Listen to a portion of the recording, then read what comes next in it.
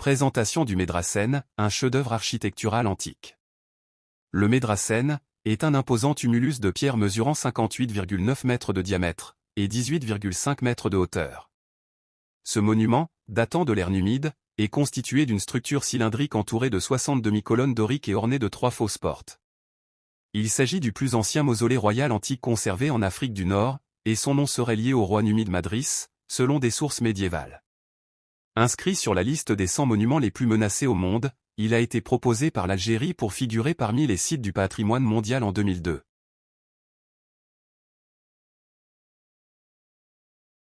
Une structure unique et sophistiquée. Extérieurement, le Médracène se distingue par sa forme cylindrique, typique des traditions architecturales berbères. Surmonté d'un cône à gradins, il évoque les basinats, bien qu'il en soit beaucoup plus imposant. Les pierres de taille, solidarisées par des crampons en cèdre et plomb, sont décorées dans un style inspiré de l'architecture hellénistique, transmis par des influences puniques. Des colonnes doriques et une corniche à gorge égyptienne ornent l'ensemble, témoignant d'une maîtrise esthétique avancée.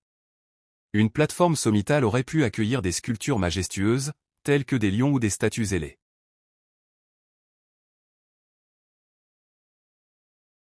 Les récits médiévaux autour du Médracène. Dès le XIe siècle, l'historien Al-Bakri décrit le Médracène comme un mausolée impressionnant associé à Madris, ancêtre des Numides. Il mentionne des bas-reliefs décoratifs aujourd'hui disparus.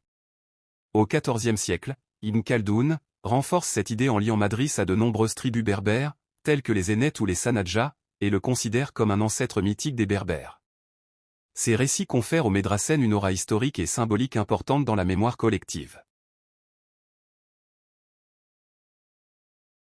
Confère au Médracène une aura historique et symbolique importante dans la mémoire collective.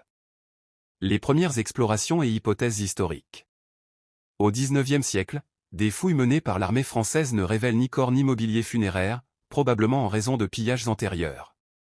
Les habitants locaux appelaient le monument Madrazem ou Madrazen, nom repris par les chercheurs. Différentes théories émergent alors sur l'identité du défunt, allant de Syphax à des proches de Massinissa, jusqu'à ce que l'idée d'une origine romaine soit écartée. Selon Jules-René Bourguignat et Honoré Gibert, le Médracène appartient indubitablement à la tradition royale numide.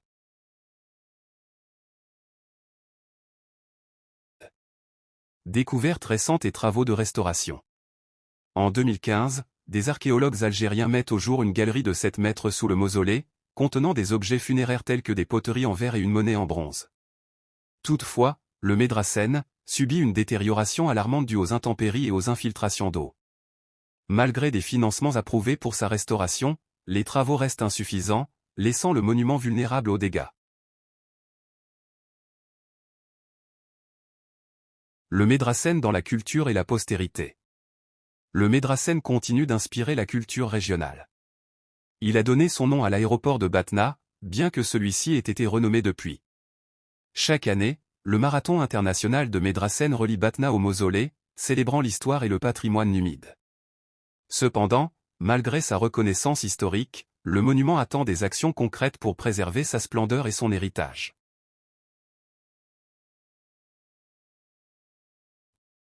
Débats archéologiques sur son origine. Des chercheurs comme Gabriel Camp voient dans le Médracène un symbole de continuité des traditions berbères.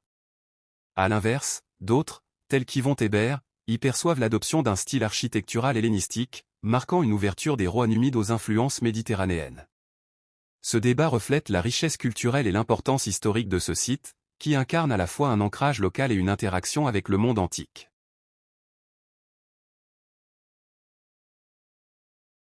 Un appel urgent à la sauvegarde.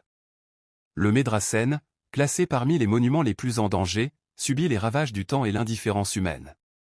Les infiltrations d'eau et les pillages menacent son intégrité. Bien que des financements aient été alloués pour sa restauration, les travaux nécessaires tardent à se concrétiser. Ce joyau architectural, témoin de la grandeur numide, appelle à une intervention urgente pour éviter une perte irréversible de l'histoire et du patrimoine algérien.